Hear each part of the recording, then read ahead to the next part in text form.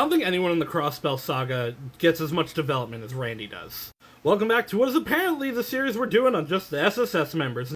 This is Randy Orlando, the oldest member of the Special Support section, and probably my favorite. T.O. might still beat him out. Randy's really fun to me because one of the things that the Sky series really hammers home, especially second chapter, is that Jaegers are scary. And so when you start learning about Randy and his backstory and that he is an ex-Jaeger, you start to look at him a little different. Because we hadn't really actually seen Jaegers. We'd seen the Ouroboros Jaegers in second chapter, but we hadn't seen a real, actual functioning Jaeger. Jaegers, for those that don't know, are basically mercenaries outside of Liberl, the place Sky takes place.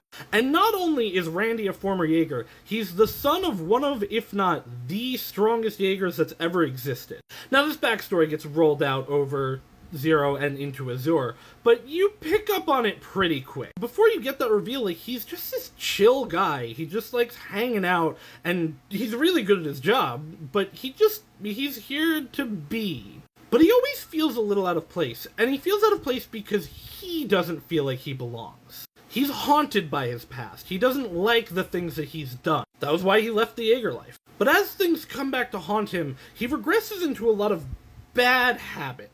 He runs off alone, he's not talking to people, he doesn't feel like he fits in here in Crossbell, especially with these people he sees as really good, upstanding people in the special support sector. Now, he cares a lot about them, and Crossbell as a whole by the midpoint of Azure, so he wants to make sure everything is safe and fine, and especially with it being his former Jaeger Corps that's attacking the city, he feels responsible and goes off to deal with it himself. And I think it's such a great moment of Lloyd finding him and be like, no, you're not alone, and we're not going to let you be alone.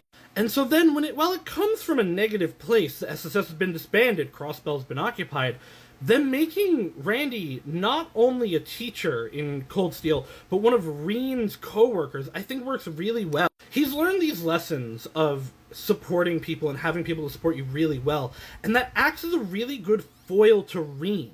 Randy's a great character on his own here, but the way he plays into Reen and the way Reen comes to respect him, even though they don't necessarily trust each other right away, is really interesting and well done. I love the dynamic between them. Especially as Randy starts to see Reen's not just a soldier. He's not following orders because he has to. He has these moral conflictions going on.